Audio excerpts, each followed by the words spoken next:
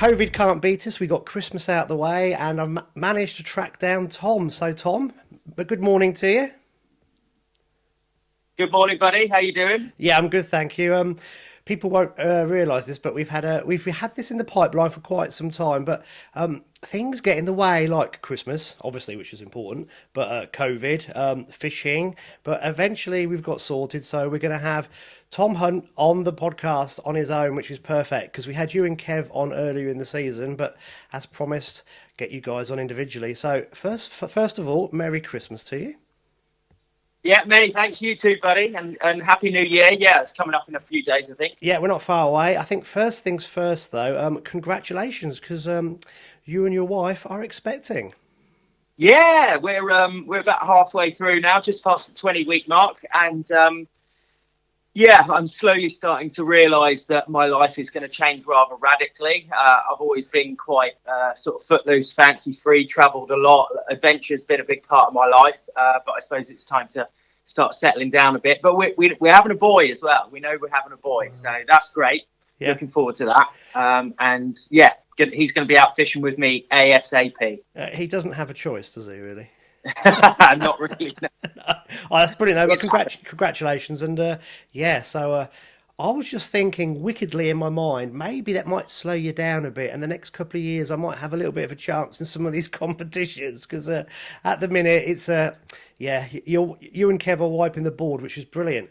And talking of wiping the board, I can see in the corner something glinting. Have you got some little prizes you want to show me? Yeah, we've got a few from this year actually.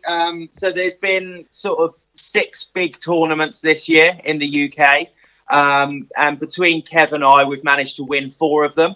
So quite a strong record this year. And this is probably the one that I like the most. It's a new one for me. It's the LAS Pike Cup. It's the first time I've won it.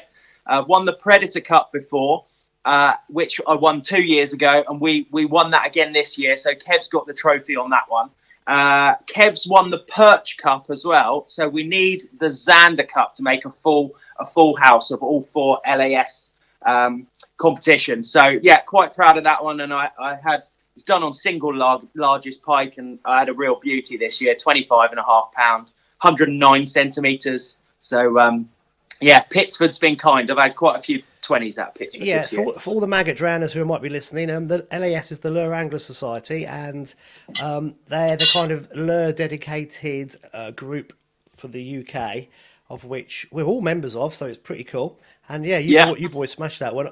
I must admit, I looked on Facebook and I thought, oh, I didn't know it was on. I just didn't, because also the other thing is, you've got to be in and know what's going on and get your calendar sorted, haven't you, as well? Months in advance. Absolutely. Yeah. But well done with that. I mean, that was a clonking fish to win that. So, and that was a really hard day, if I remember. I think there were very few pike caught, and you and Kev had a 20 apiece. Yeah, we did. We had that's happened a number of times now, and it's always great when you get a 20 each. I had a 25, Kev had a 21, and then I think third was like 74 centimeters, so probably about £8 maybe. Yeah, that's so amazing. yeah, we did quite well at that. But it's really interesting, actually. We've been very in tune with our pike fishing. About a month and a bit before that, we fished another pike competition on Pittsford, and I won that individually as well. With fish up to sort of £20, slightly different format. The LAS one is just try and catch the single biggest pike. The other one was your top 5 format. So I had 5 between sort of £4 and £20. Good mixture, and you add all the lengths together. So that's been good. Yeah, Pittsford's been really kind to me, and it's interesting. I'm sure match anglers out there will know as well. Sometimes you just get venues that really suit you. Yeah. And Pittsford seems to be one of those venues that suits me. It's always been quite kind. So, yeah. That's good. You've done really, really well. You've had a brilliant season. You've had a brilliant, I think, probably 2 or 3 seasons now. Things are just ramping up for you. It's fantastic. Yeah. It's been about 3 years now that Kev and I have fished together, and because it's we fish a lot of partnership team events, and we just complement each other so well. We've got slightly different skill sets. Kev is probably a slightly better power fisherman than me. So you're kind of your crankbaits, your chatterbaits, fishing very positively, often looking for a reaction bite. Often, he'll often wait out for slightly bigger fish. And I tend to be a little bit more at the finesse end of things. So, when we're scratching for a bite, drop shots, Ned rigs, things with a little bit more finesse in them. I've got a little bit of an edge over him on Xander, maybe. But yeah, we complement each other perfectly. And, it's a dream setup, really, because everything, when you're on the boat as well, you've got to have a system. You've got a lot of kit. Yeah. The boats aren't massive. And you've got to be so in tune with you've got to know what the other person's thinking the whole time. The minute that they hook a fish, you need to know what they're fishing, what they're likely to be hooking, where the nets are. We often have two nets, the smaller ones for perch and then the bigger ones for pike and zander. You've got to know where everything is, be super prepared, and I think that's a real key for us. I think we work hard on our fishing. We're good mates. We've got a great team set up. We've done it long enough together now that we really, we know what each other's thinking, and it's slick as a whistle, So yeah, I mean, you are really good mates. That's very clear to see when you meet you both. But also, I think going back to the boat setup, I think that's for match anglers that are listening, when they have their platform set up and everything has to be in a certain place for them in a boat, it's easy when you're on your own. But when you're loads of room. When you're fishing with somebody, suddenly that room, it's less than half because you've got twice as much kit. So, so it's kind of like, it's not quartered, but it feels like that, doesn't it? And you have a very small area in which to work. And then the other thing that I find quite difficult when I'm sharing a boat with somebody, and I'm sure you've got loads of examples of this, is in your head you've kind of got the topography of the land or the contours and where you think the fish are, and you're kind of working. And then if you get one, it's very annoying when your boat partner then casts directly to where you were just fishing, because you've kind of got a feel for what's going on. I know exactly what you mean. And it kind of then you can very easily mess up the pairs or the teams fishing by wanting to catch because your boat partner's just caught one. I should imagine you two are very good that you let each other get the best of the little area you were just concentrating on as you're drifting. Yeah, I mean, if we're in a pairs competition, the number one thing that we've always said is it's all about the result of the boat. It's nothing to do with us individually, which was actually why, even when it was an individual winning the Pike Cup, I've had one £25. Kev had his first, which was £21, and he ended up coming second with that one. But we both stood on the podium. We both looked at each other. We both knew that individual fish could have been the other way round, or it could have been two of us had caught both of them and the other one had caught none. Yeah. And it makes zero difference to us whatsoever. As long as we know we're getting the boat in the right position, in the right areas, we're fishing the right methods, and we're producing results, it doesn't make any difference who catches them. It's totally, aside. And that's why you're so effective, because it's getting that synergy in the boat, I think, is quite rare, isn't it? Yeah. It is. I mean, there's one good little story, actually, that when we were over in Rotterdam fishing the GUNKI Iron tournament in 2018 that we ended up winning, we'd spent a couple of days practicing, and there was this one little area that we knew was holding some fish, and we'd kind of kept it quite quiet. Because it's a street fishing competition, we sort of raced to our spot. It was empty, absolutely fantastic. And we knew, so we'd gone out sort of perch fishing and stuff. And Kev, in practice, about 2 days before, had got bitten off fishing a perch lure. A pike had come to hit it, and he knew exactly where it was. So we specifically went to target that fish. Went back, obviously had a pike lure on, wire trace, everything. Second cast, Kev hooks into this pike. We've got one about £10. We get it in the net in no time. So within 4 minutes of the competition starting, we've got a £10 pike in the net. I'm sorting out, because he was sort of casting. I'm sorting out doing the measurements and the photos and stuff like that. I said, mate, just forget about the photos. I'll sort that out. He starts casting. He then hooks a perch about £1.5 on his pike lure as well. So basically, for about 25 minutes, he was saying to me, come on, man, come on, get your rod, cast over here. And I just said, mate, you're in tune with it. You're catching, just keep catching. And I didn't even fish for about the first half an hour. I was just taking pictures and loading them up onto the website. But that's what you got to do. If you can see someone, if you're in a partnership and one person's got an advantage, you haven't got to be like, you haven't got to be nice about it. It's just like, you clean up while you can. The more fish you get in the boat or on the bank is what it's all about for competitions, and it makes no difference who individually catches them. We've been in this game too long to be, like, oh, look, it's always nice to catch a few nice ones, but like, we're going for the wins and the tournaments and the cups and stuff now, not necessarily the individual kind of glory, Yeah, that's right, and that's why you're so effective. And I suppose the culmination of all this is last year when you both got called up to the England boat fishing team. Yeah, that was a massive milestone for us, and we worked really hard on it. We'd obviously had conversations with ourselves, thinking, "Oh, I wonder if we can get selected. Wonder if we can get up there."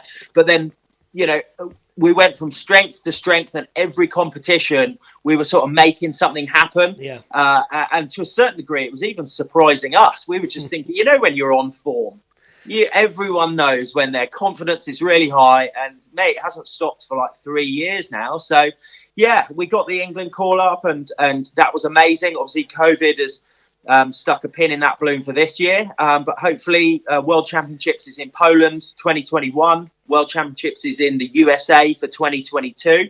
And although England we haven't got the greatest record in kind of lure fishing, we've been in it now for about, I think, 7 or 8 years.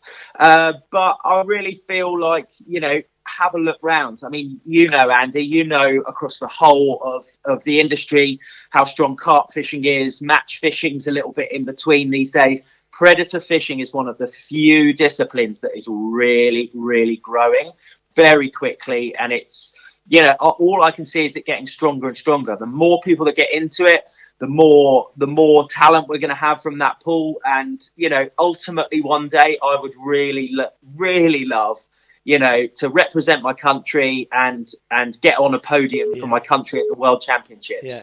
Oh, you're not going to believe this. 1 second, buddy. I put my phone on Do Not Disturb, and someone's just phoned me. How do I do that? Actually, I think I've got. Let's hope that no. Yeah, I'll just chop the audio. Sorry about that. It's just cut you off in right at your pinnacle. Yes, but you're right. It's because I go to Sweden. Well, I did go to Sweden once a year, but because of COVID, it's not happened for 2 years now. The second fishing fair has been cancelled this year already. And I was talking to Truman, Stefan Trumstad, about who's CWC, and talking to him about what the predator fishing used to be like, the pike fishing used to be like in Sweden. And he was telling me, when I described how it is here, he was telling me it was exactly the same in Sweden as it was here just before lure fishing took off. It was old men dead baiting. Yeah. And that was it. And he said not many people went. And about 15 years ago, the American style musky lures and the wooden baits were really starting to take off with some of the Swedish lure builders. And then they had this, the plastic shads really took off about 8-10 years ago, and really started to get some really good designs going. And of course, the bearded tattoo lumberjack look in Sweden became trendy as well. And also, which we'll talk about later, because it links directly with you, is families going outside, using the environment more, got very, very trendy as well with the Swedish people. Yeah. So I think they've got about 1.5 million people go pike fishing now, or lure fishing. And about 0.6 of a million people in Sweden play football.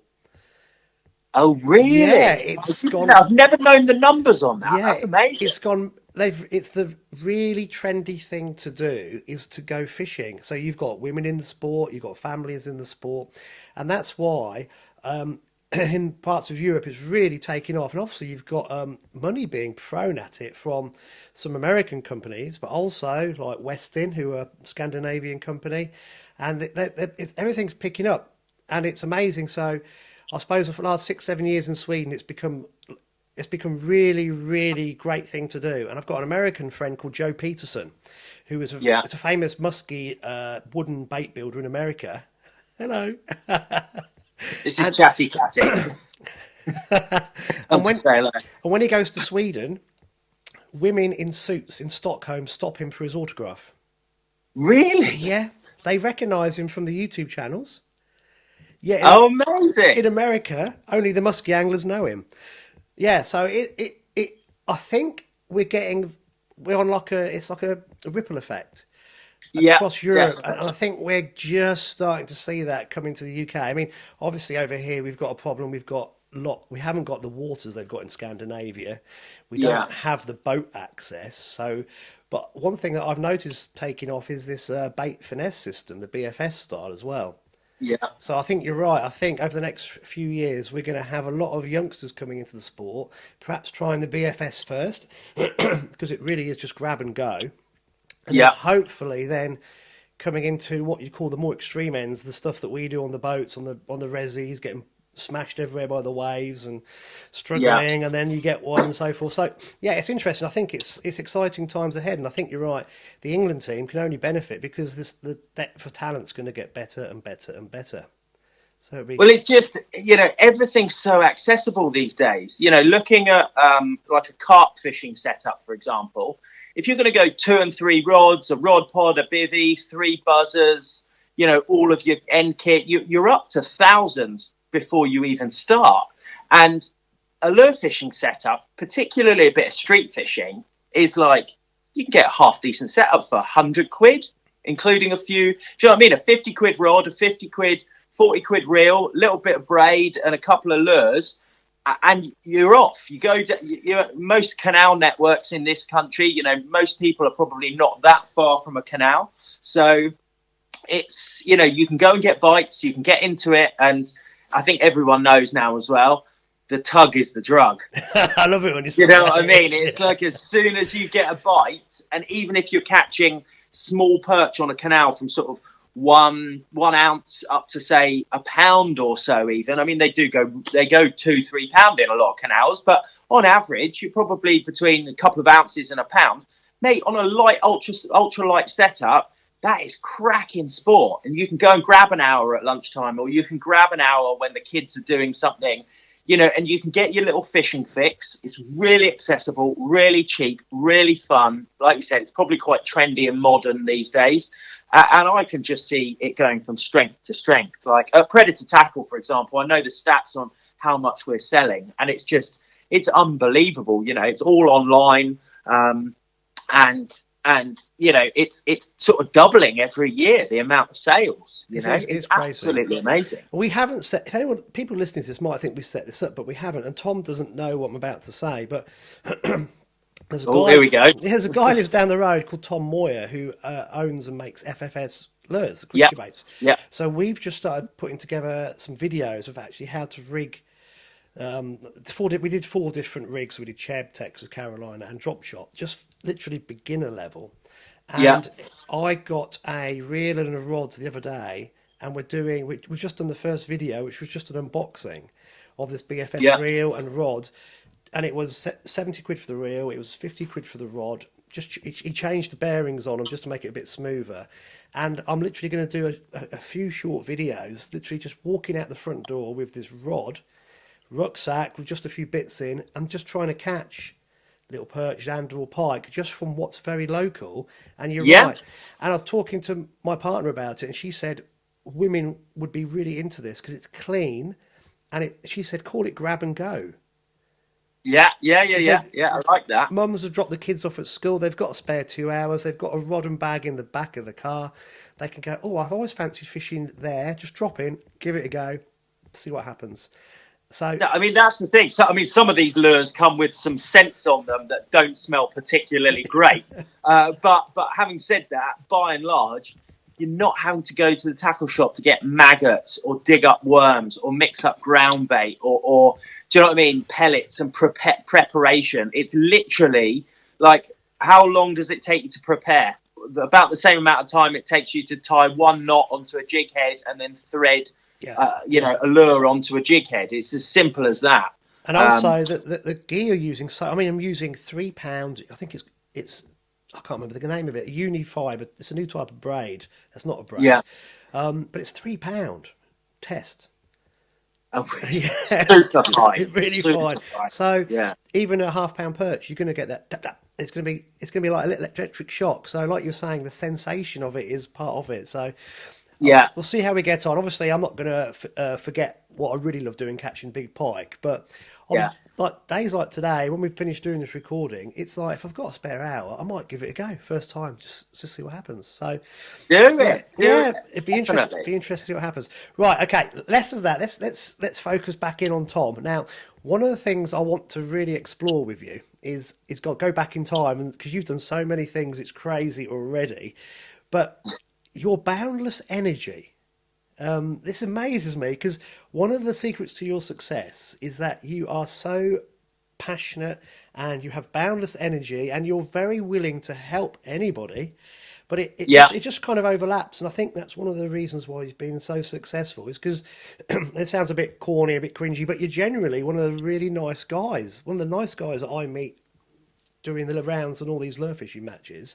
You will spend time with absolutely anybody, but you've got this energy that I just don't know about absolutely anybody well, yet. yeah. You're close. But you do. You're very good. And, No, I know what you mean. but you've got this. I'm a grumpy old bugger, and I'll just grab a bit. But you've got this energy, and I'm just thinking, is that something you've always had? Has it grown as your passion for the sport's got bigger and bigger, or? Yeah, I think I've always enjoyed, so my main kind of looking back, I studied marine biology at university. I then went on to become a scuba diving instructor. Wow. And I really got a good buzz out of teaching people, because you can physically see, although they've got their mask on, like, the eyes are the windows to the soul. And you can see when someone's life just lights up. They might see certain fish or a moray eel for the first time or a hammerhead shark or, some underwater amazing kind of, experience or some sort of, animal that they've never seen before. And I just got a huge buzz out of being able to kind of facilitate that. So then, moving through my life, I've done a lot of instructing. A kind of day job for me is I own a business, an outdoor pursuit centre. We do groups, a lot of group type work, corporate staff, the odd stag do. And we give people wild adventures, and I used to do all of the instructing. So it was all firelighting and canoeing, archery, butchery, full deer carcasses and rabbits. I just got a real buzz out of introducing people to something that I was really passionate and really enjoyed.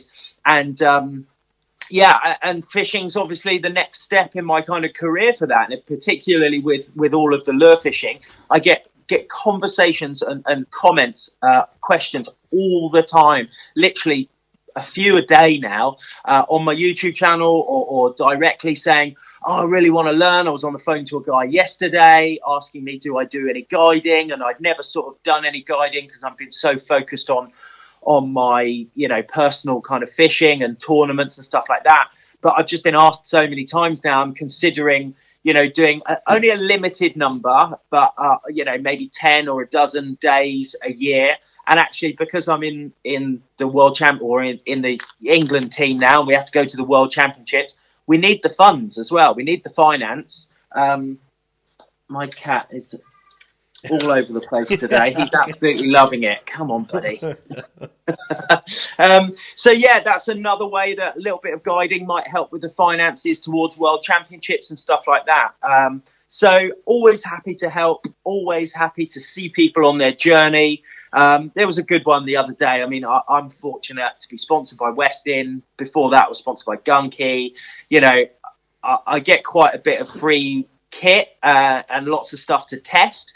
And then, like all of us, we've got a garage that's full of old stuff.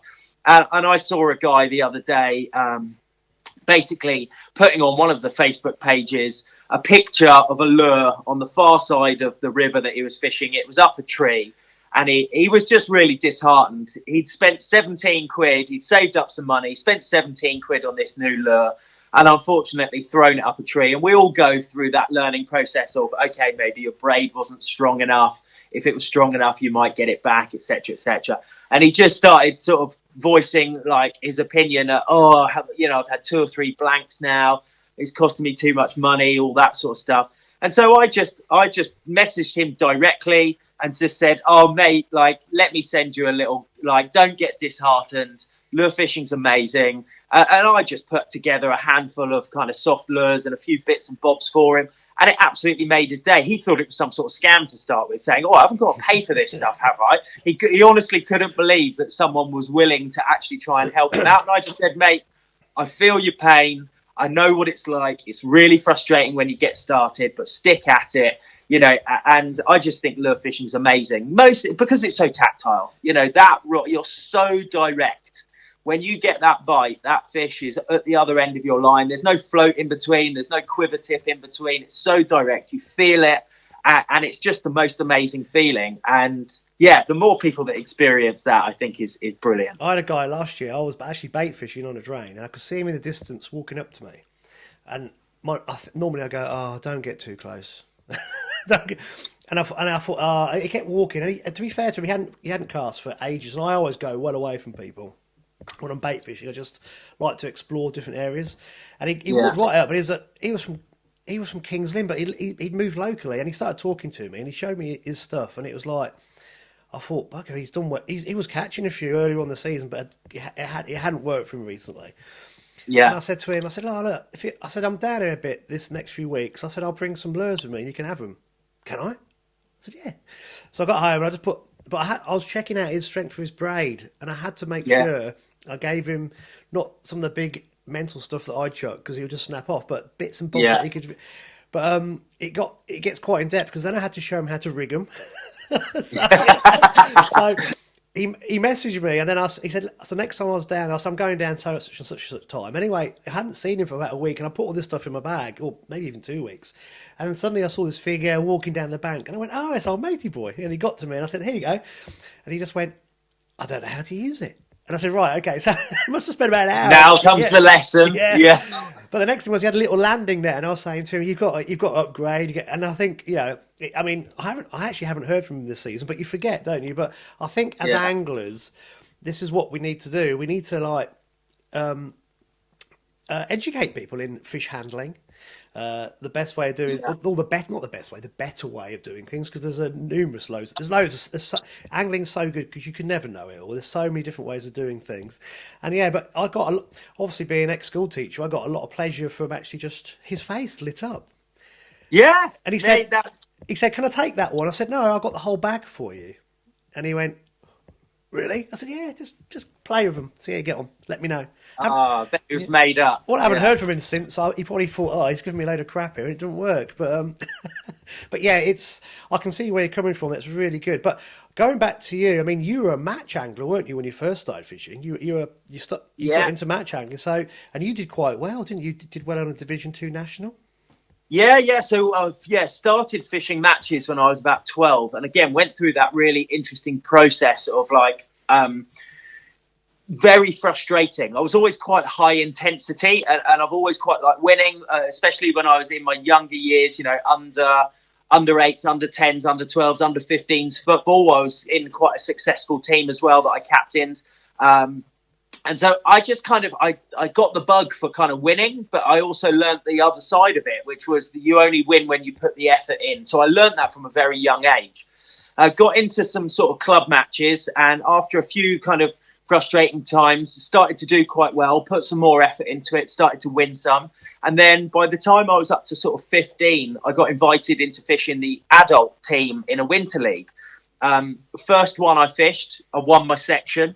Down on the Basingstoke Canal, where I sort of grew up fishing. So, got off to a good start, and then progressed into the adult team. And then, I got sort of poached by another local, more successful team. And then we started going, all around the country and fishing nationals. Ended up with a silver medal on a Division 2 national, which was amazing. Had loads of winter league wins, and we used to fish Drennan Super Leagues. I'm not even sure if they're around anymore, but the sort of summer league stuff, and got some.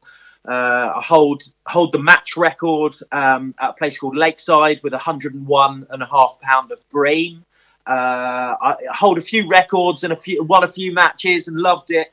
And then when I went to uni, I was down in Plymouth studying marine biology, got into a little bit of bass fishing, which I really enjoyed, so especially like top water stuff.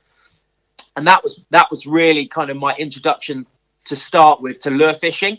And then after various iterations, you know, everyone's fishing career migrates between species and methods and stuff. But I feel like I've settled on something now that I really love, really enjoy, seem to be pretty good at, getting a lot of success and just enjoying myself, you know, just really, really enjoying myself. So yeah, loving it. It is. It's a nice facet of the sport because people tend to be far more open than the kind of the pike angling when you get it.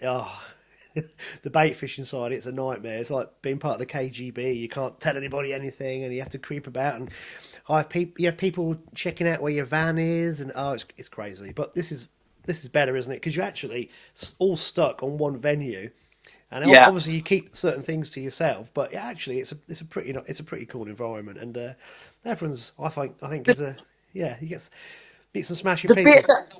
The bit that I can't quite work out about, you know, and I've never been one to denigrate anyone else for their choices, but the bit I can't work out about dead baiting is that it's so inactive. Yeah. I think that's obviously what I love about the lure fishing. You know, so yesterday, for example, Kev and I went to Pittsford, and weren't many boats out.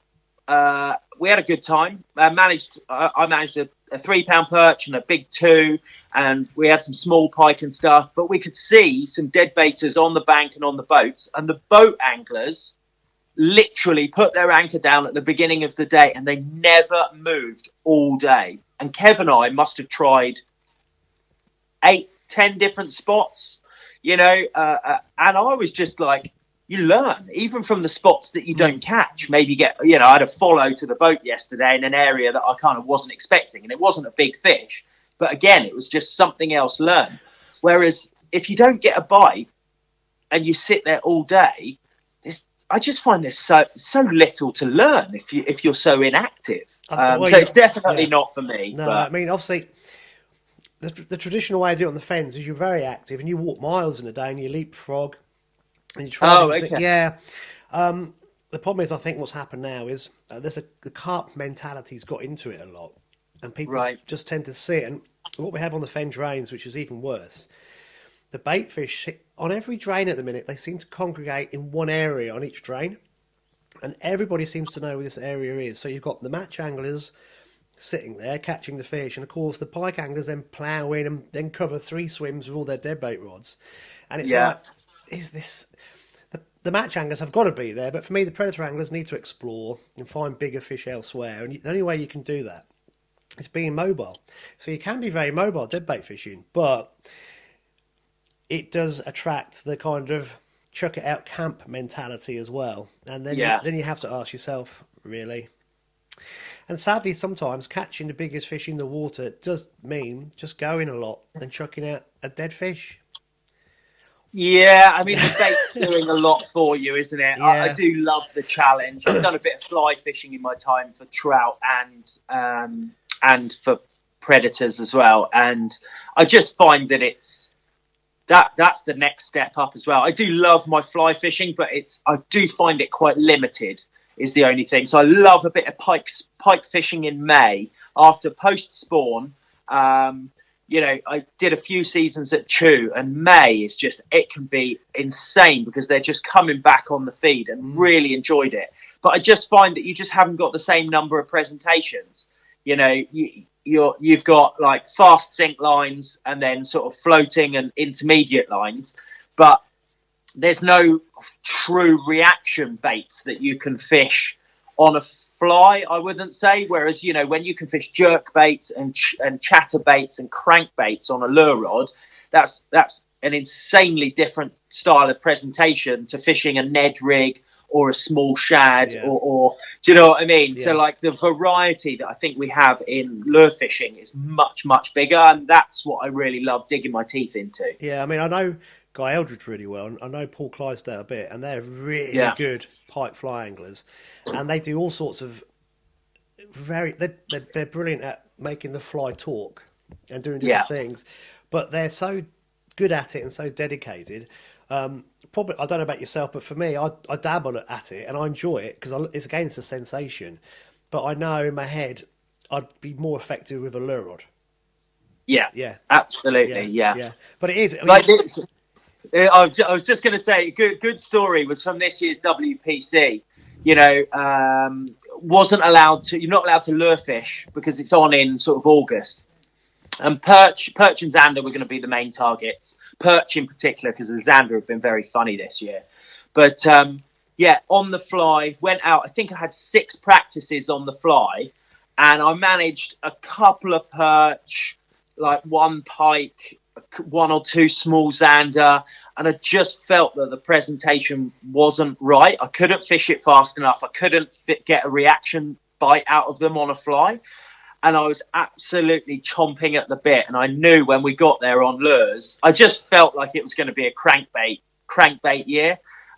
It seems to be every year is something slightly different, but then you get in at the end of the day and you start realizing and listening to people, and there's patterns that emerge. And I just felt it was going to be a crankbait year this year. And a 4.6, a 4.3, and a 3.12.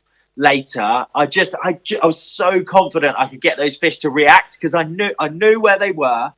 I felt I knew how I could get a reaction out of them, and I'd been thrashing the water to a foam with the fly, and I just, you haven't got that style of presentation on a fly rod. So, it's lures all the way for me. well, let's just talk about that one quickly because the WPC to me is an amazing event.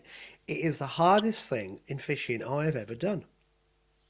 Because if someone said, Andy, here's £1,000, go and catch me X fish from that reservoir, and you've got the season to do it, yeah, I'd give it a go. Not saying I'd be successful, but I'd work it out. But when you've got 2 days, and like you said, you can't practice beforehand with the lures because it's actually in the close season for the reservoirs. yes, yeah. And so this year, after my abysmal attempt first year, when everything was shallow in that very windy water and the perch and the zander were crashing these shads in fairly shallow water, I thought, right, okay. And then this year it was completely different, and of course there were no pike allowed because of the high water temperatures, and the zander just switched off, and it was a perch match mainly, wasn't it? Yeah, it was, yeah. So my plan with my boat partner was the wrong plan totally. So again, it's like, wow, what a learning curve this is. It's amazing. I come off after 2 days, absolutely, totally inspired, because you just think there is so much to learn.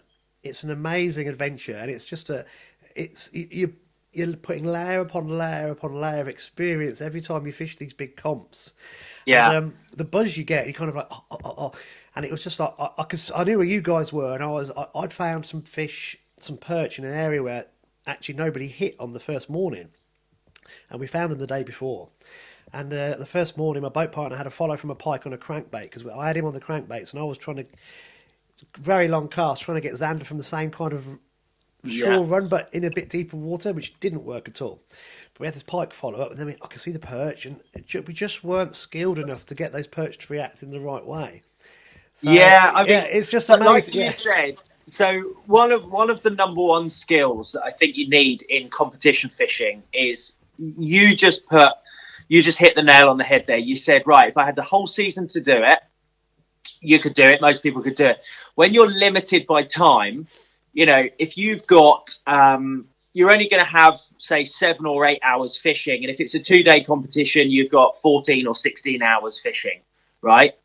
That's not many hours. So every hour that you waste is a big waste, What I find is people, that's why the prep, you want to do all your wasted hours, not on competition day. Yeah. You never, so here's a number one thing. I never, ever put a lure on that I've never caught on before in a competition. Ever. If I haven't got a clue whether that lure works or not, how deep it dives, how it works, if it's a shad, if it's a drop shot, pintail, V-tail, whatever. If I've never caught on it or I haven't fished it a huge amount, I'm going to do all my learning during the competition.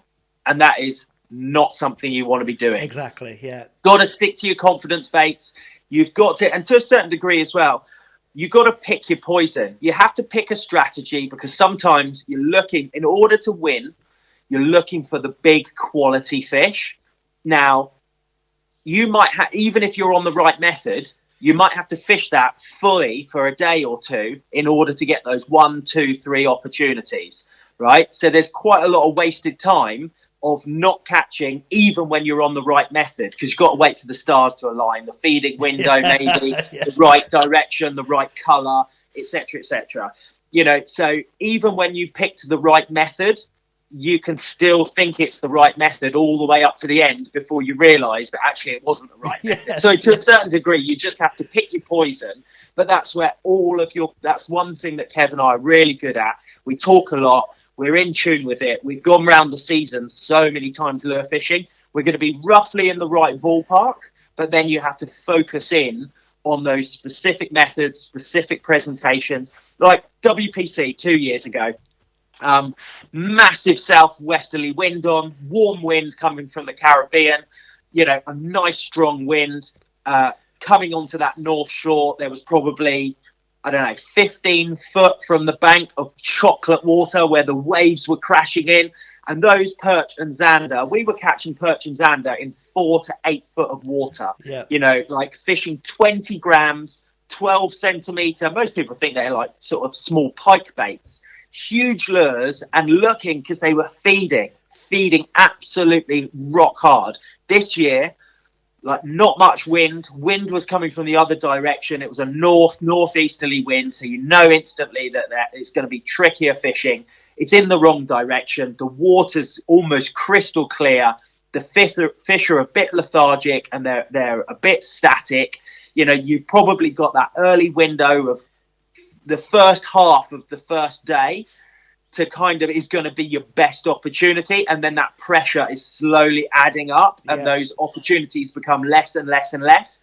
And if you haven't got it figured out in the first half of that first day, you're chasing your tail. You're scratching for one opportunity in 2 days then, you know, so it's very difficult. And this year was a reaction bite on a crankbait. You know, you had to get in the right areas. They're up shallow, but a bit deeper than the previous year. 10 to 12 foot, we were catching them in.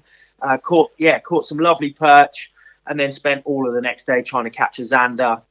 Caught a metre long pike, which was originally on the list, but got removed a couple of days before due to the water temperature. So it went back nice and strong. But that would have been a nice addition onto our card as well. But yeah, it's always changing, and it's you've always got to be in tune with those venues, because it makes such a huge difference. You know, like any match angler knows, presentation. I mean, match anglers, they're going to argue over whether it's a number 11 dropper they should be using. Yeah, those match anglers, they're going to argue over whether you should be using a number 11 dropper or a number 9 dropper. And you would look at them and be like, they basically look almost the same. But to a match angler, they're not. And certainly to the roach or the presentation that you're looking for, you know, the diameter of your line, the size of your hook, the regularity of your feed, how much feed you're putting in, what type of feed. You know, we've got all of that in lure fishing as well, but it's in just different categories. So it's in vibration, it's in noise and rattles, it's in color, it's in softness or hardness of the lure, it's in, you know, fluorocarbon diameter, it's the depth that you're looking in. All of those, that's what I love about sort of competition lure fishing so much. All of those categories, and you've got to get them all spot on. I think a lot of people out there thinking that pike, you know, they're predatory, they'll just come up and they'll eat anything. And I can absolutely tell you that's not the case, you know. No, you've got to get it right. And also, going back to these competitions, it's when you've got a whole day, and you can kind of, if you've got a bit of experience with the water, you can kind of work out what's going on generally, and you've got time to kind of play with things and come back later on to certain areas when you think there's a feeding spell. But in these competitions, you've got to grab what you can while you can. And and that's in fishing terms. When we go fishing, we don't. It's so, you have to be so aggressive in a kind of very calm and calculated way, don't you? You have to right, I know you need a very definitive plan that you know is going to work, and that's what makes it so difficult. It's crazy. It's absolutely crazy. Well, that plan is, so Kev and I put a lot of effort and time and preparation into but I know plenty of anglers on the lure scene that are superb anglers. So I would actually say that talent-wise, there's a good pool of people. Maybe some people have their advantages in certain methods or species over others. But generally, I'd say there's quite a few people that are up to level that are superb lure anglers. I do think the one key advantage that Kev and I have is the ability to make the correct decisions. Part of that is your angling intuition. You have to be able to trust your gut. And part of it sometimes is actually quite mathematical, especially in the multi-species tournaments.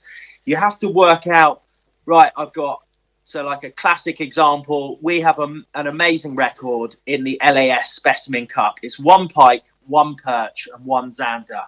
And that's a big ask at Rutland because your zander is generally going to be in about 60 to 70 feet in September. Your pike are going to be somewhere between 15 and 30 feet in that sort of time. And the perch could be anywhere. Absolutely anywhere in a 3,000 acre reservoir. You could be catching them in 80 foot. You could be catching them in 12 foot. So trying to get all 3 species in a day requires a really good plan. But a couple of times we haven't had a fish on the board until 12:30. And you're really kind of like, oh, okay, well, what have we got to do? And, history sort of says that we've managed to kind of pull it together and make the right decisions. But you've got to know, so for example, we actually thought that Rutland this year was going to be very difficult to try and catch the zander. There weren't many zander feeding. We'd gone out in practice the previous Wednesday and only managed 1. And for anyone that knows Rutland, at that time of year in September, often, if you go out for a full day, quite often you should be somewhere between 30 and about 70 zander to the boat for the day if there was 2 of you. So normally they're a dime a dozen. We really, really struggled, tried loads of different areas. And when you're only looking for 1, you're looking for a better one as well. There's a lot of small ones in there. But we were actually starting to think we weren't even going to get 1. So we went out and we thought, normally our plan is to pike fish first, because out of the 3 species, your perch is going to be average this, your zander's going to average this, and you want your pike to average this, right? So if you only end up with 2 species, you definitely want it to have a pike in there. Yeah. So technically you want pike and zander, and then perch is your least important, because if you don't catch one, it's the smallest a bit you haven't added. Yeah. So normally we go pike fishing first because we know they're most critical. But we changed our plan slightly because we knew that the zander was so tricky and we thought they might feed early in that first hour or so. Didn't happen. We then thought we're going to try and nick a perch because we caught a few in practice. We spent a little bit too long trying to find a shoal that we couldn't end up finding. And we got to about midday, 12:30 or so. And we looked at each other and said, what the hell are we doing? We've come to win. We're scratching around trying to find a small perch. We knew we'd been making the wrong decision for about the last hour or so. We said, right, let's go pike fishing. So we went up to our spots. I've had a 78 within about 15 or 20 minutes or so, 78 centimetres, so about £7 or so. But we knew that we're fishing to win, so it's not good enough. If it was really, really hard, you might just about get in the frame still with that, but you need one closer to a metre. So decisions, you've got how long are you going to waste? Because if it's a really hard day, that 78 plus a small perch plus a small zander might see you in the top 3 still. But if your decision's different and you stay all day for a bigger pike, don't catch a perch and a zander, you come in with 1 pike, you're nowhere. Yeah. So do you know what I mean? Yeah. So you can fish to win. Sometimes you blow out. We carried on. We caught one just under a metre. We then managed to carry on, catch a perch and a zander. We then upgraded our pike up to 111 that day. So we had some cracking pike fishing and we got the win. But it's those decisions that are absolutely key. And to be honest, I don't know that I could teach people how to do that. A lot of it's intuition. A lot of it's, there's a few guidelines that we use, but like a lot of the time it depends on who are you, what's your skill set, where do you feel confident. all of that sort of stuff. So, but it's unbelievable because I can see people make those decisions and they're wrong as well ahead of time. I've seen people halfway through on day one who have been, maybe they're up there, maybe they're in the top 3 or the top 5, and I think I can see that they make terrible decisions. And I've said it to Kev in the past. I said they could be in with a good chance if they put themselves in the right areas and fished all day and sometimes they don't. And I have a conversation with them afterwards and you think, that's not what I would have done. And, it's very interesting, the different paths you can take. Yeah, your decision making on the day, the pair of you, it's most of the time it works, doesn't it? You've got it right because the results prove that. Yeah. I mean, that LAS Predator Cup day, that was an interesting day, and the Zander were a bit tricky, but you know the water really well. You do your homework beforehand, and I think you'd found a Zander holding area that wasn't going to get hammered because people hadn't found it. Yes, exactly. So that was very helpful to you. So you knew you're very confident going there, catching what I call green fish that haven't been hammered yet, because it's kind of a transient area. And people won't know it's there unless they've stumbled across it or have discovered it by doing their homework on a few previous trips. Yeah. I mean, you have what a lot of people call honey holes. Yes. Particularly with Zander, because they do shoal up, especially the small ones.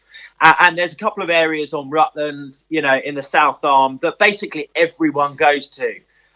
But for me, it's a bit like fishing, anchoring like 15 or 20 yards off the tower at Gratham. It just isn't our cup of tea. We're too twitchy. We get too bored, and I just think the fish are too pressured, and I just don't know how much. So this is just personally for me. I don't know how much what's the right word? I don't know how much pride I could take in sort of catching the fish that everyone knows about. You go to this spot, you cast out a lure, you catch a fish. It's just like, it's not very exciting for me. I don't feel like I've learned anything. I don't feel like I've achieved anything. I feel like, and I suppose to a certain degree, maybe that's why I'm not so keen on the dead bait. I feel like the dead bait's doing all the work, and I feel like the tower is doing all the work, and I'm not doing any of the work, and so there's just not that much kind of gratitude in it for me. There is so much to learn in this game, isn't there? Even every aspect of fishing, there's so much to learn, but lure fishing, it's a bottomless pit. It's just like never ending. There is so much. It's amazing, really. And of course, with the technology that we've now got, it kind of opens the whole thing right up, because you can get very specific and you can actually go, right, oh, I didn't realise that contour did that there, and that's why these fish tuck in there, and that's when that wind blows in there. You can even see drop-offs that get very shiny and hard. Yeah. Particularly northeast corners of areas, the southwesterlies, and you can think, oh, that's why they like that. Yeah. And you start, and you can.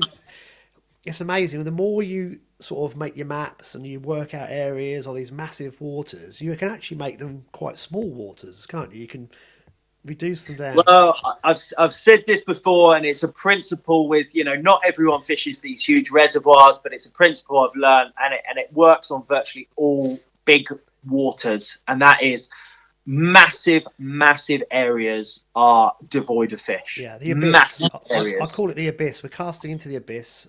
Yeah. There's no point casting because we're just wasting energy and time. Yeah, and some people love fish finders and technology, and some people don't. I find them absolutely invaluable because they obviously shortcut. We spend so much time driving around, using our side scans, using our down scans before we even start fishing. Because you've got to try and replicate patterns as well. Yeah. So if, for example, you're going out fishing on a reservoir, you've never been there before, maybe you've got a basic sonar, it tells you the depth and maybe what's under the boat. You might drive around and you might find some fish, and you might sit there and you might cast. Yeah, you might catch a few. Say you've caught a few perch or a pike, you found a little concentration of fish. What I would generally do is I would drive around, I'd see those fish to start with, and depth is the first indicator. and I would look at like, oh, okay, that's interesting. And we often zigzag along banks so that you're coming up into sort of 6 or 8 foot, and then you're going down the bank into sort of 25 foot. And a lot of your lure fishing is going to be kind of done in that depth, unless you're fishing for Zander at Rutland, which is a lot deeper. And you'll find patterns. So we, like Kev and I went out yesterday, 100% the pattern was 22 to 25 foot for the pike yesterday. The minute that you went shallower, and there's loads of weed from 16 foot and shallower, never see a fish. But any of the little balls, concentrations of fish, any of the pike that you see on the side scan, check it off against the depth. So even just zigzagging along the bank, before I've made my first cast, we're already starting to understand what we're looking for that day. You know, and you can't do that. If you've just jumped on a boat and just driving along to having a look with your eyes above the water, you can't figure that stuff out. So it's all information, and all of that information should play into how am I going to approach, you know, today. What baits are going to work in 22 to 25 foot? What gram jig heads? Are we going to drift, or are we going to, you know, spot lock?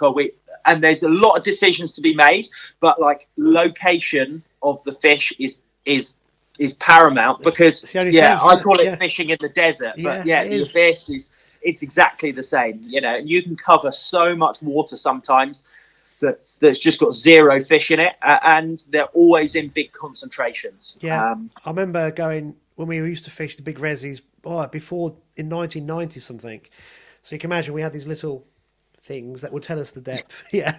And we caught the odd fish, and it was only going back the last 5-7 years with upgrading the gear with the bow mounts and the side scans. Now you get consistent. And then you think, I now know why we never used to catch an awful lot, even though we felt we were fishing really well.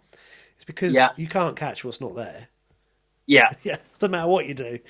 And it was we used to come off there and go, so frustrating. Perhaps they weren't on the feed.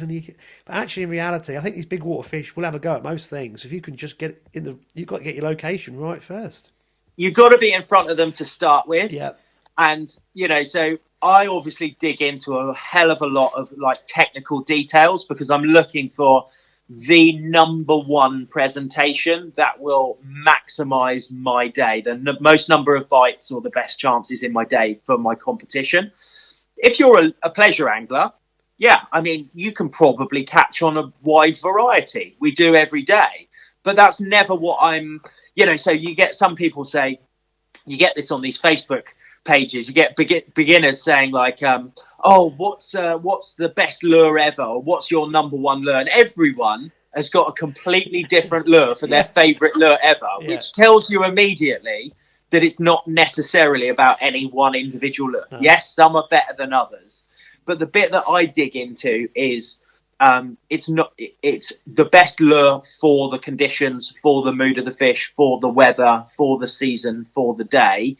That's the best lure, and there's 50 different lures that you could select from to get that, because it's about different presentations, you know. So that's why I'm always looking. Like, I don't know much about.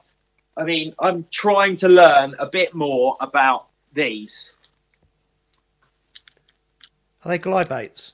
Yes. So glide, stroke, jerk baits, you know, pike baits. The Westin Swim. I've caught a few on it, but haven't got my confidence up to the level where I know that's what I need to know. I need to know when the fish are feeding like this, in this temperature of water, in these conditions, in this depth. I need to know I'm tying this lure on, and I'm super confident because that's going to be the best lure for those conditions. I haven't got that with this yet. I've got it with other baits, with chatterbaits. I know 100% know when to fish chatterbaits, 100% know when to fish soft baits for pike. Occasionally fish other styles of jerk baits, spinner baits, etc., etc.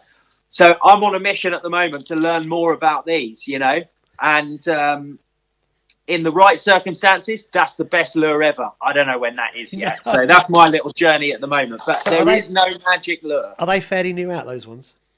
No, this is one of the oldest lures that we've got. It's called the Westin Swim. Right. And it's like, I think they made it about a decade ago.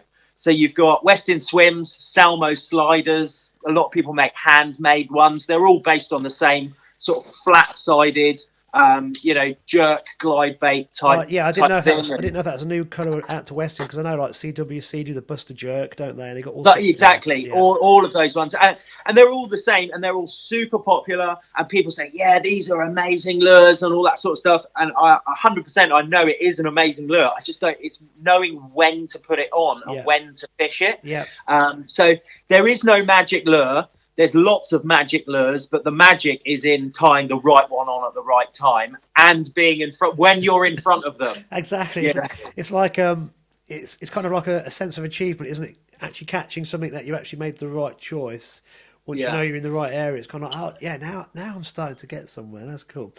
Okay, right. Let's go back a little bit further, because I can see why you're so consistently good in these matches and these tournaments. You kind of touched on it with your match fishing days as well. Your attention to detail is huge, isn't it?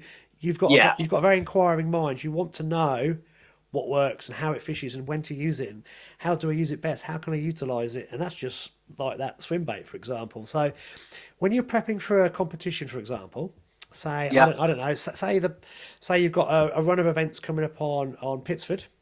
So would you then go back? Also, you can't go too far back on your calendar because you'll be in the wrong water temperatures and the wrong season for the water. But obviously, are you dialing into that water and you're going around sussing out spots and methods? And are you kind of trying different things out on the different practice days? Yeah, so probably trying to give an example is a good one. So we fished a few pike competitions, I fished 2 on Pitsford this year and won them both. And looking back on, why was I successful? Because I haven't fished Pitsford a huge amount in previous years, once or twice a year type thing. But it's always been quite kind to me. And so looking back in preparation, so number one is looking at what time of year it's going to be. I can pretty much, month by month, you can guess. There's always going to be a window of weather or temperature change or whatever. But pretty much, if you're going pike fishing in sort of September and October, the pike are going to be aggressive. They're generally going to be on quite big baits. They probably haven't been fished for a huge amount through the summer. Not many people are into that, but pike season starts. And, the water's still going to be somewhere around 15-ish degrees. So I know that they're going to be active. There's a chance that they're going to be on either big baits or they're going to be on active methods, crankbaits, chatterbaits, big plastics. So I'm already in a ballpark just from my experience and watercraft and just generally knowing the seasons, kind of what ballpark I'm going to be in. You then need to try and get on the water sort of 2 or 3 times, and you need to be testing a number of the specifics on the day. So you've got to be looking at, like, what's the wind direction been in the last few days? How active do I think they are? Where do I think they are? If there's lots of weed, are they relating to the weed? If there's lots of bait fish, are they relating to the bait fish? Are they in open water? Those are all the specifics that you're going to try and narrow down. So you kind of start, this is lure fishing. This is the subsection of lure fishing, which is pike fishing in October, for example. And this is what I'm trying to find out, which is the specific lure, the specific method, the specific depth. Yeah. So you're just trying to narrow that focus down as much as possible. Yeah. And I often say to people, for those of you that can't get out and do practice, or those of you that don't do any practice, you're always going to be half a day behind me. Well, I'm always going to be like 2 weeks in front of you. More than that. The way you're talking, you've got such a great knowledge of these waters that you've built up over a period of time as well. So you're not wasting... Well, but you still go and look. So you know your spots, but you're discovering new spots. So you're layering your knowledge of the water and you're dialing in. So actually, I can see why you're so effective. It's your knowledge base, the skill. You're kind of like... So... The average person, say, just rocking up for this tournament, they might have practiced once, but even before you started, you've got people up here, and that is the advantage. You've got to put the time in, haven't you, and work it out and be good enough to work it out. Americans call it finding the pattern or cracking the code, and that is what is going to create the most amount of bites for that day. And I think through trial and error, through my match fishing days when I was younger as well, the times when I didn't have the time or the money or the effort maybe to get stuck in and do that practice, you would be having those conversations in the pub at the end of the day, at the end of that winter league, that maybe you'd only come halfway up in your section and you got kind of slightly lucky to get there anyway. And you're speaking to the people that won the section, and they're talking like, of course I was going to win the section. It suddenly started to twig with me that I was doing all of my learning after the match was over. I was learning that, like, the way to feed the bread punch, or the way to what time of day to go on the caster for a bigger fish. I was learning that in the pub at the end of the day. Yeah. And I was like, well, that's not very good. Well, I'm never going to win my section learning it afterwards. You've got to learn all of that stuff in the preparation and the practice and the run up to it. So, attention to detail is huge. It is. And anyone that wants to be successful, if you're just out there and you're not a competition angler, and to a certain degree, some people aren't even that bothered about big fish, or they just want to go fishing and enjoy their fishing. Grab a rod, go and you go out there and do your thing. But like, if you want to get into the competitions, the level of talent now is getting high. We've got people nipping at our heels, and there's people that are very consistent around us as well. And I really like that, because that makes me a better angler as well. That level of competition and other people that are really trying to challenge you. And I love that. I absolutely love that, because I know that it makes me a better angler. Yeah, it focuses you. Yeah, I can see that in you. It's just driving you forward. It's fantastic. Yeah. Right. Okay. Let's sort of change tactic just for the last few minutes of this. Have you got any? I know you don't really want to push products or whatever, but have you got any new Westin products that are freshly out to hand? I'm not sure I've got any to hand. I've got all the kit in the car actually from yesterday at Pittsford. But what have we got? There's a new creature bait that's out called the Crecraw, and that is really special. It's quite big. It's 8.5 centimeters, and then we do a 10 centimeter version as well. It's quite a big, chunky lure. And in testing, a lot of the Westin guys have caught PBs on it, and it just seems to be one of those lures that's it's probably not a competition lure as such. It's not going to get you loads of bites, but when you get one, I think it's going to be a proper fish, So I'm looking forward to kind of testing that. And again, big perch time of year for me is like late Feb and March. Was that the bait that Jürgen was on about when you did the Q&A with him? Yes, yeah. It's only come out last sort of the beginning of this winter. And it seems to be, I have caught some fish on it, some really nice fish, but I've just got a feeling about that bait being, and again, it's another technique that I don't fish a huge amount. I don't fish crayfish lures a huge amount, and I'm going to spend some time getting into that. We've also got some new colours come out in some of the old classics. So the Westin Buzzbite is hands down my number one perch crankbait, and that's come out in a few new colours as well this winter. We've also got another one called the Bass Bite, which has come out, which is a cracking big perch, or for the UK, it's probably more of a pike crankbait actually, and I'm looking forward to getting onto that. There's always, I love being with Westin because, number one, the quality, it won't let you down. The quality is up there. I've had so many conversations now with Elias, who designs a lot of the lures, and Andreas and Jorgen and Luke Coppens and all of those guys. And we've all got the same mentality.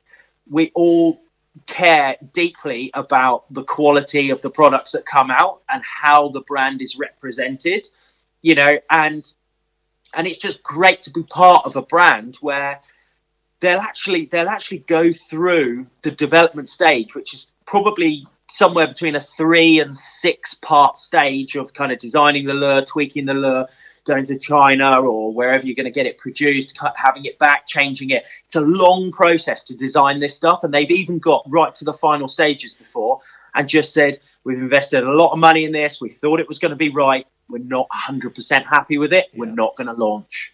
And I like that, because I think there's a lot of companies out there that do slightly gimmicky things, and they don't test something, and they're prepared for their customers to get slightly upset about something breaking or not working, and they think, oh, well, we can do a few of those in our range if the most of it's good. But Westin are hands down, they are just 100%. This has got to be top quality, or we're not going to bother with it, you know. And right. I love that. You're right, because obviously I know the guys from Wolf Creek, who are a very small concern in Sweden, but they know the Westin guys. And I'll tell you a couple of stories. So when I was at Sportfish Masson 3 or 4 years ago, the year before, I bought some of these Westin shads, and they're the only shads I could catch on these big resis. It was dynamite. And I went back the following year. I said, "Where are these shads?" And one of the Westin reps said, "Oh, we don't make those ones now." I went, "Why not?" And he may have been winding me up, but I don't think he was. He went, "We've kept those for ourselves." They were too. Honestly, it was incredible. I keep melting this thing back together because all the teeth marks. Gluing them back together. But also, Westin shads are the only ones, apart from the Wolf Creek ones, I feel confident using at all for pike. Yeah. And I like using them because they've got a slimmer profile and they're smaller. So when I, heaven forbid, have to downsize. But I do. You can, and I've been experimenting, not just using a jig hook with them, but using a screw head. Yeah. And the belly really goes if you use number one thing you want for a pike lure. I get this because there's a lot of perch anglers in the UK, and there's quite a few pike anglers and less zander anglers. But when people start moving from their ultralight canal, caught a few perch, want to start upgrading their kit and getting into other species, get a lot of people ask questions on what do I need for pike, what braid, what lures, etc., etc. For me, like, hands down, the Westin shad tees, 16 centimeter shad tees, and it's body roll. Look for any lure with body roll, any soft plastic that's got body roll, because when a lure swims along and it's just got tail movement, fantastic for perch, high vibration rate. That's exactly what perch are looking for, right? When the perch are very, very aggressive, they'll take bigger lures and they'll take ones with body roll. But in general, I would always say a slimmer, high vibration rate, small tail is going to be great for a plastic, for a perch. The opposite is true for a pike. Yeah. You want big tails, big bodies, and you want so much inertia in that lure that the body rolls. But I think primarily just because pike feed by sight so much. And that body roll, every time it's rolling, it's flashing. Whereas when it's coming through the water and you've just got a little bit of tail movement, I just think they're less interested or they don't see it as often. So top tip for guys, get body roll for pike. And that's what got me, because I lure fish years ago when we had spring dogs and bulldogs. And I just didn't enjoy it. I was pulling back a lump of rubber. And I just thought, what self-respecting fish. You caught the old fish. But when I got back in with the shads, with these the Scandinavian Swedish-style lures, different parts of the plastic were articulating separately to others. And I thought, obviously I didn't have the knowledge of the belly roll then, but I was pulling these things back and watching them going, that looks to me as... I had confidence in the product because it didn't look too mechanical. Even though it is mechanical, because it was different parts were moving independently, and even the fins vibrate on the sides, and different things are happening, and you can retrieve these things in different ways to get a different response. It kind of gave me confidence to use these products, and then you start catching on them, and you go, bloody hell, they do work, and they're really good. Yeah. So it's kind of like... At times, pike will eat anything. They're so aggressive. Sometimes they'll come up and they'll smash anything. But more and more I'm learning now in the UK, especially even on the big reservoirs, the pressure that they receive is quite high. And the more attention to detail that you look at, the more realistic your lures, the speed at which you're retrieving or the presentation of how you retrieve them, how they're rigged up. Yeah, it makes a huge difference these days. And I think in those Scandinavian countries, they can still get away with fishing because they fish absolutely enormous lures, and it's what I describe as wild. They're very, very wild fish. They're not pressured. They probably eat 1 to 2 pound bream as their meals, and and they're in huge expanses of water, and they've, you know, probably never been caught before, probably never seen an angler before, and they will come up and engulf a huge bait. It's not like that in the UK. I've caught more, so Chew Valley's a perfect example. I've caught more 20-pound pike on 4-inch lures than anything else. And that is that sort of size. You know, not very big at all. Yeah. Not very big at all. A 10-centimetre bait, which a lot of the time I'll use for perch in the summer. You know, 10 or 12-centimetre baits catch a lot of big fish these days. But again, got to get yourself in the right area, right presentation. But you've got to know the right day as well, because some days it's 16 and 19 and 20-centimetre baits. And other days it's smaller ones. So you've got to pick it right. But pike fishing in this country is getting harder and harder and harder. Yeah, everything's getting pressurised. You're exactly right there. Okay, like we've been talking, we could talk for hours. This is, and everyone listening is probably going, it's just like you two having a chat. This is getting boring. Or people might like it. I don't know, but we don't care because we just like having a chat about fishing, don't we? So, one thing I would want to ask before we finish, Tom, is what have you got in your head for next season? Obviously, COVID allowing if things are going to be on, but what's your kind of mindset already for the following season? Yeah, so 2021, obviously, on the assumption that COVID's fine, not going to be any issues with that. I'm going to be prepping heavily for Team England and the World Championships. We'll obviously try and get a few domestic competitions as well. You have to stay what I call competition fit, which is really just your mindset around how you approach stuff, preparation, etc. But, you know, we've got Poland in 2021 in October. So hopefully we might be able to get out there and maybe at least see the venue beforehand. Might try and go in the spring or the summer if that's possible. Don't know if that's possible yet, but hopefully. Obviously, we're going to be fishing in a completely different time of year, but any type of experience that we can get on that water in Poland. It's about 40 k's north of Warsaw. It's a big sort of dammed river system that's like I suppose one of their natural reservoir river system type things. Probably looking at pike, perch and zander, although we already know ahead of time the fishing's going to be really difficult. But any sort of information or practice we can get in running up to the World Championships is really going to be my main focus. I mean, Kev and I have said to each other, you know, we're stepping up into a level we're probably going to get our arse handed to us for the first 2 or 3 years, and we need to be humble and we need to get out there and meet some of these other teams and create relationships. And I've got some brilliant, you know, contacts I can call in at WESTIN around Europe for information and stuff like that. But it's going to be a really interesting time for the next few years, because I think we could stick to the UK scene and we could carry on doing quite well. But I think it's time for us to go through that learning curve again. So we're looking at probably buying a boat, maybe one or two of the competitions in Holland, you know, Predator Tour or World Predator Classic, etc. You have to invest quite a bit of money with travel, accommodation, the entry fee, your boat hire or boat travel and boat cost and stuff. But we'll try and do a couple of those. So we're riding high at the moment. We're you know, in the best form of our lives for UK stuff, but actually we'll still carry on doing the UK stuff, but I actually need to go back to zero again. You know, we need to go back and be in the bottom 20% and absolutely hate it for us to then go through that learning curve again. Yeah. You know, because otherwise the chance of sort of being world champions and stuff, would be it's a dream, but it's a great one to have. So that's the journey we're starting in 2021 towards world champions. You've got that's going to be really exciting, isn't it? But like you said, you're already putting yourself mentally in the place that you're starting again, which I think is very humble of you as well. That's fantastic, and obviously everyone wishes you the greatest of success with that. I'm sure, knowing you two, you will keep going until you are doing really, really well.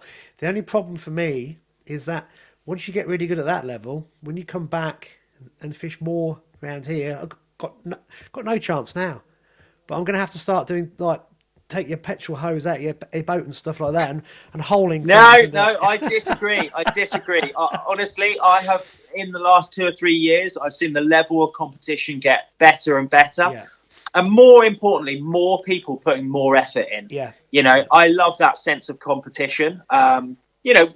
We don't win everything. There's obviously days when you have complete blowouts and stuff. We're generally very, very consistent. I was trying to work it out the other day. I think I've fished in the last 3 years. I think I've fished about 35 competitions now, sort of noteworthy competitions. And I think I've had a top 4 or a top 5 in about 24 of them. Wow. So, amazing, yeah. We're pretty consistent, but there's also a few other guys out there that are really consistent. Some of the other pairings in the Team England, in the England setup, are really consistent. There's other guys that aren't in the Team England setup that are very consistent as well. And there's certain venue specialists, like WPC this year, for example. There's a little room. We came 3rd last year. We came 4th this year. It's a venue that kind of suits us now. But for the last couple of years, it's been the same people in the same room at the end with Gary, photo checking and stuff. Daniel and James, who won the WPC this year, they're always up there. They're always, for the last 2 or 3 years, they're in the top 5. They know the venue exceptionally well. They're brilliant anglers, and they totally deserve to win this year. You get, there's plenty of competition out there, and you just you've got to put the effort in if you want to be up there. So. Yeah, you're so right. Okay, cool. That is awesome. So I'm really looking forward to your journey on the world stage. That'd be fantastic to watch. Thank you. I don't know if have you got any new lures you want to show us on your side of your arm there, or anything hanging around? Have you got any? I'll tell you what. I have actually got the Crecraw on a rod here. Oh, here we go. That is big. So this is actually the small version. It comes a bit bigger than this. Let me try and... I thought that was one of the cat's toys. Yeah. So that's in the black and blue, which has been good. Yeah. So I'll show you that on the GoPro there as well. Does it have any floating chambers in it, or is it just... Has it got any what? Do the claws stick up in the water, or does it just sink? Yes. So it's not floating, but there's a huge amount of detail on it. There's loads of small appendages, there's ribs on it, and it's got 2 sort of working arms. It's one of those baits, crayfish are a massive part of perch diet. Yeah. And they're high protein baits that the perch specifically seek out at certain times of the year. So here's a tip for you guys. Although these baits will work for the big fish in the winter, but generally also think about crayfish are sub 11, sub 10 degrees are very, very dormant. So as soon in the spring, as soon as the water temperature hits 10 or 11 degrees, that is the time that I'm putting this guy on, because we generally don't have a load of weed that they can hide in, but they start coming out of their burrows and everything starts waking up in the spring, and they are easy pickings when the water is 11 degrees, because they're a food source that suddenly comes out the burrows out of nowhere. The perch are looking to feed, to put condition back on after they've spawned, and they go nuts for crayfish baits. So yeah, that's my top tip for crayfish baits, 11 degrees and upwards. So keep an eye on the water temperature. I wonder if I've got one here as well. I've got a couple of thermometers that are always hanging around here as well. So yeah, that's one thing I do that I don't see anyone else doing, keeping an eye on that water temperature, very specifically.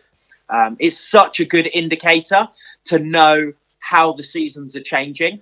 And a classic for pike as well. As soon as the water, so the water temperature will obviously in the summer, it's going to be in its mid-teens, comes down. As soon as it gets less than 10 degrees, that's what I class the difference between cold water and warm water.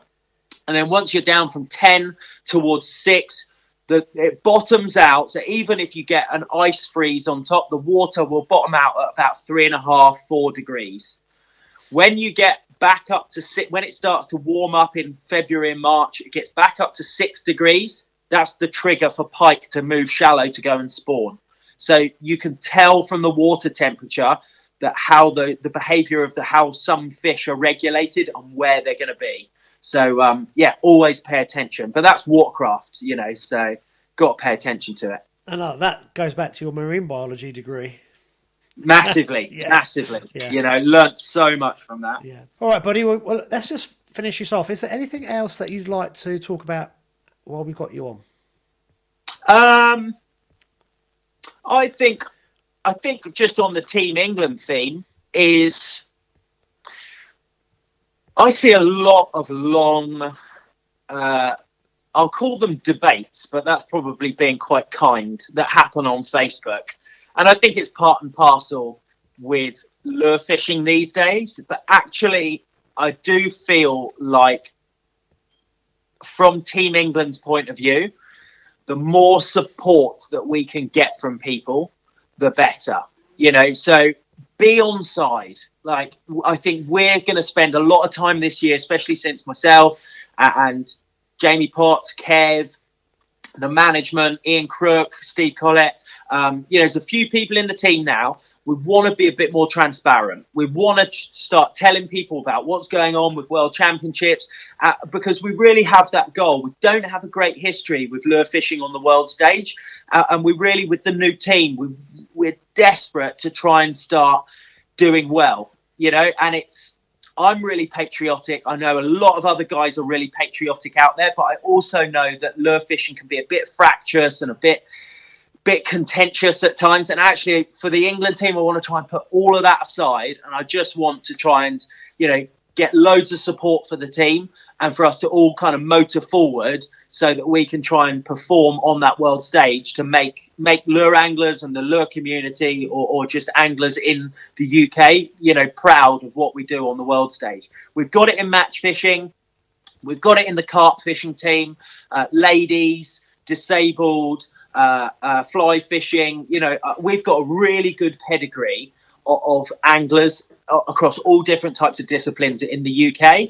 And I really want to elevate that lure fishing team up into those ranks, but we can't do it without people supporting us. So for as much as everyone loves an argument and a contentious debate on Facebook about basically anything, which is quite painful to watch a lot of the time, for the England team, I would love people to just get behind us and support us, and we want to communicate more with people out there too.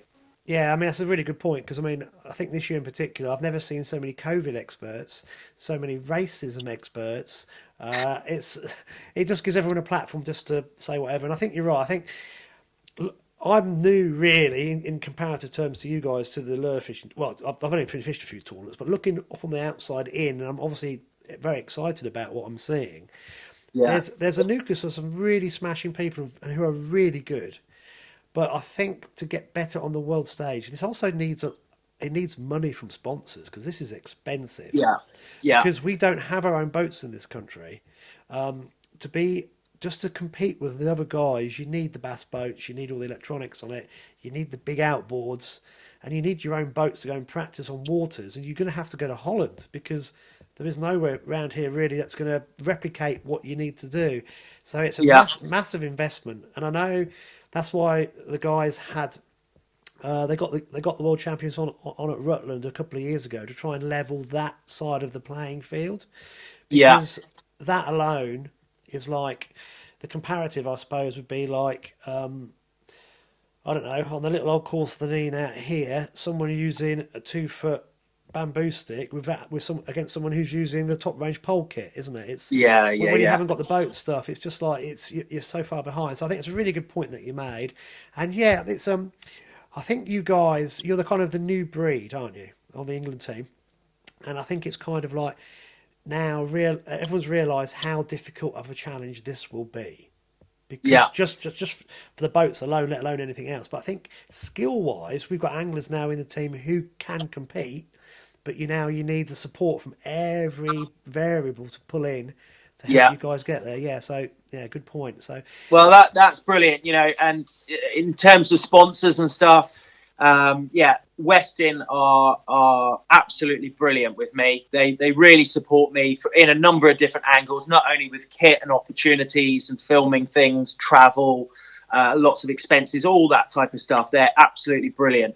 But you know, a lot of it is just the access to the other anglers that I get, which is second to none, and that starts putting you into a different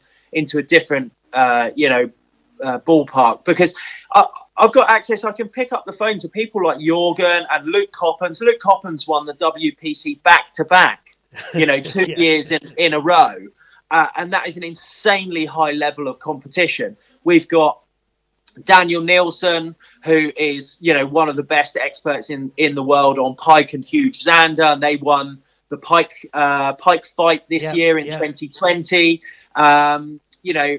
Enrico Di Venturi, he just won the YouTube Predator Cup, which is another televised one, but he's also won the World Predator Classic as well. You know, part of my decision to go with Westin was to know that I had access to these people that are already there, you know, so I do feel really confident in that sense. We can level the playing field. I've sort of said to Kev, you know, we need to not beat ourselves up if we don't. We fish to win every single time, and when we go to the World Championships, we will be fishing to win, but with the expectation that it's our first year. There's a lot of pressure. There's a lot to get used to. You know, even down to travel and logistics and understanding culture. And there's so much to learn, you know, in all of the micro details of all of those little things that add up towards success. So, you know, if we don't do any good, we're okay with that for the first couple of years. But I want that learning curve to be as quick as possible. And our goal ultimately is within 3 years, that team's going to stand on the podium at a World Championships, you know, That for me is a great driver, and we need a country behind us, and we need sponsors, and we need support. You know, it's just, I've always wondered that when I was growing up. You know, my brother and my dad are big into football.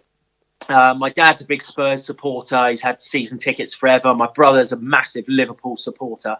And they were always talking about a home advantage and away advantage. And I was thinking, it can't make that much difference. It's the same size pitch and it's the same 11. You haven't got 12 players versus 11. Or it's not.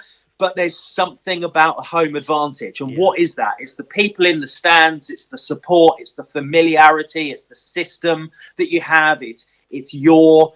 it's your home advantage. It's your changing rooms. It's your toilets. It's your staff. It's your supporters. That contributes massively to whether you're going to be successful or not. You know, and so the more we get those experiences, the more, like, all of those tiny details add up, and the more we've got support behind us, the more we've got a good system in place, you know, for traveling to different countries, the more chance we have of doing well. So that's my one request. Get behind us, guys, and really root for us, because we want to do you proud. Well, that's a brilliant request, really. Let's just hope everyone can take that on board. I think people will. It just takes a bit of time sometimes for people just to get their head around it. That's all. Yeah, definitely. It's Kev. It's going to be Tom. It's going to be amazing. I've got the two of you mixed up in my head. Then it's going to be amazing. I'm going to find it intriguing watching you guys from a distance, so to speak, and just seeing how well you do, because you've got the passion and the skill set to get it sorted. And hopefully, fingers crossed. Brilliant. Yeah, we'll get there. Anything else you want to add, buddy? No, well, I always like to say thank you to my sponsors. So Westin, Hummingbird and Minn Kota for all my electronics, and Dave at Predator Tackle. He's a huge support to me as well for all of my other stuff.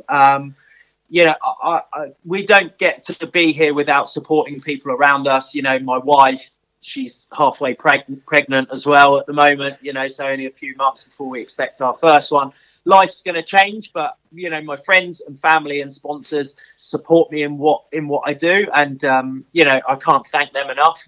And I can't thank Kev enough as well. You know, there's no one else I want to be on a boat with. We've got brilliant partnership, and, here's to the future. And really trying to get on that world stage, that podium. So I'll tell you what, Tom, you've got a very easy time of getting this sorted, because you're only going to be a dad. You've only just fairly recently moved house. You've only got business to organise. You've only got to travel abroad and try and win the world championship. Easy. No problem. Just, yeah. Yeah, well, centre of the bullseye, mate. It's all about focus. You've always got to look at the centre of the bullseye. It is. It's fantastic. Well, I'll tell you what we'll do. We'll get you on next year. Be great to get you on after your first World Championship and see how you've done. Yeah, I'd love to come. We can recount some of the tales and yeah, we'll see. Hopefully, be great to get even on individual basis up there at the end of the is it 3 day or 2 days the World Championship?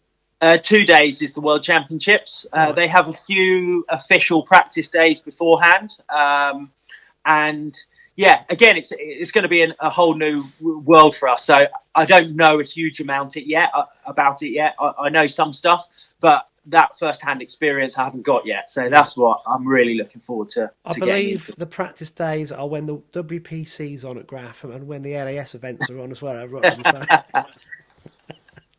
Yeah, well, next year, mate, this is the Pike Cup, and there's no better standard of pike angler out there. So I want you, if I could hand this over to you next year, I'd be more than happy. That was the one I thought about. I saw that. I thought, bugger, I missed that. I thought that's the one I had a glimmer of hope of actually competing in. I thought, and it's the perch and the perch are the one that does.